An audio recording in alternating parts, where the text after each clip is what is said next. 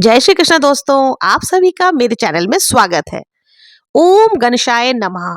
हिंदू धर्म में सकट चौथ व्रत का बहुत अधिक महत्व है। हर साल माघ मास के कृष्ण पक्ष की चतुर्थी तिथि के दिन सकट चौथ का व्रत रखा जाता है। सकट चौथ को तिलकुटा संकष्टी चतुर्थी, माघी चौथ, तिल चौथ आदि नामों से भी जाना जाता है। सकट चौथ का व्रत भगवान गणेश जी को समर्पित होता है। इस व्रत में चंद्र देवता को अर्घ देने का भी विशेष महत्व होता है।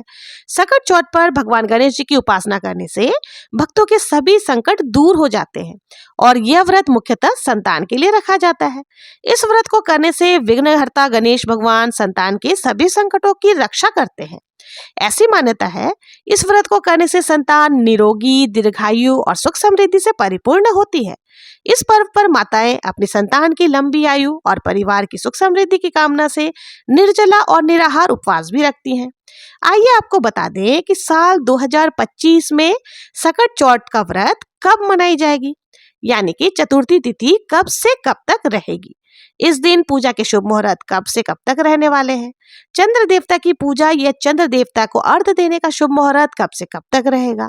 इस बार चतुर्थी तिथि प्रारंभ होगी 17 जनवरी शुक्रवार को सुबह 4:07 पर और तिथि समाप्त होगी 18 जनवरी शनिवार सुबह 5:30 पर। इसलिए इस बार सकट चौथ का व्रत 17 जनवरी दिन शुक्रवार को रखा जाएगा। सकट चौथ के व्रत में सुबह से लेकर रात तक का व्रत रखा जाता है। रात के समय भगवान गणेश जी को तिल, गुड़, मोदक और मूंगफली आदि का भोग लगाकर प्रसाद रूप में ग्रहण किया जाता है। 17 जनवरी शुक्रवार को सूर्योदय होगा 7:14 पर और सूर्यास्त का समय रहने वाला है 5:59 पर। ब्रह्म मुहूर्त का समय रहने वाला है 5:37 से 6:25 तक। सकट चौथ के दिन इस बार स्वार्थ योग भी बन रहे हैं, जिसमें सौभाग्य योग पूरा दिन रहने के बाद मध्य रात्रि में 12:57 पर समाप्त होगा। इसके बाद में शोभन योग प्रारंभ हो जाएगा। अमृत काल का समय सुबह 10:01 से 11:53 तक रहने वाली है। राहु काल का समय 10:30 से दोपहर 12 बजे तक रहेगा। अब जानते हैं पूजा के उत्तम मुहूर्त के बारे में।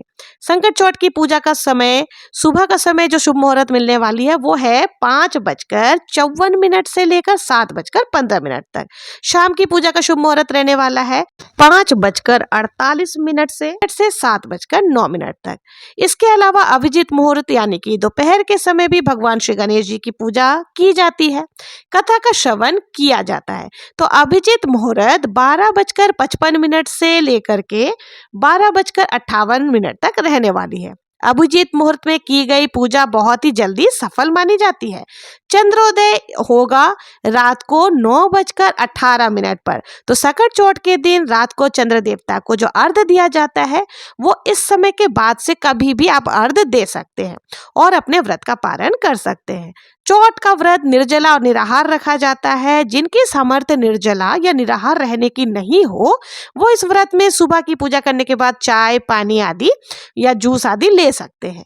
सकट चौथ व्रत में तिलकुटा यानी कि तिल, सफेद तिल और गुड़ का भोग लगाया जाता है। तिल को कूट करके चढ़ाया जाता है प्रसाद स्वरूप में गणेश जी को, इसलिए इसका नाम तिलकुटा भी होता है। और गणेश जी को तिलकुटे का भोग बहुत ही ज्यादा प्रिय होते हैं और जब हम व्रत का पालन करते हैं तभी भी हमें तिलकुटा यानी कि जो तिल और गुड़ को हमने कूट करके प्रसाद स्वरूप चढ़ाया था पहले उसको खाना होता है, फिर हमें व्रत का पालन करना होता है।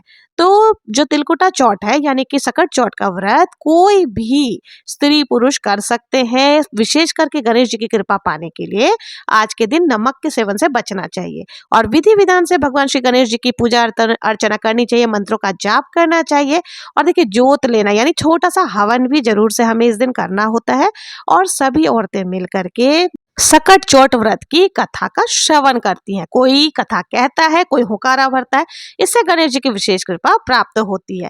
तो इसलिए इस सकट चौथ पर विधि विधान से भगवान श्री गणेश जी की पूजा अर्चना करें, मंत्रों का जप करें। इसके अलावा कथा का श्रवण जरूर से करें, तभी व्रत को पूर्ण माना जाता है। ये थी आज की वीडियो की जानकारी। अगर आप लोगों को जानकारी अच्छी लगी हो तो प्लीज मेरे चैनल को सब्सक्राइब करें, ज्यादा से ज्यादा शेयर करें और मिलते हैं नेक्स्ट वीडियो में किसी और पूजा विधि के साथ। तब तक के लिए जय श्री कृष्ण, जय श्री गणेश।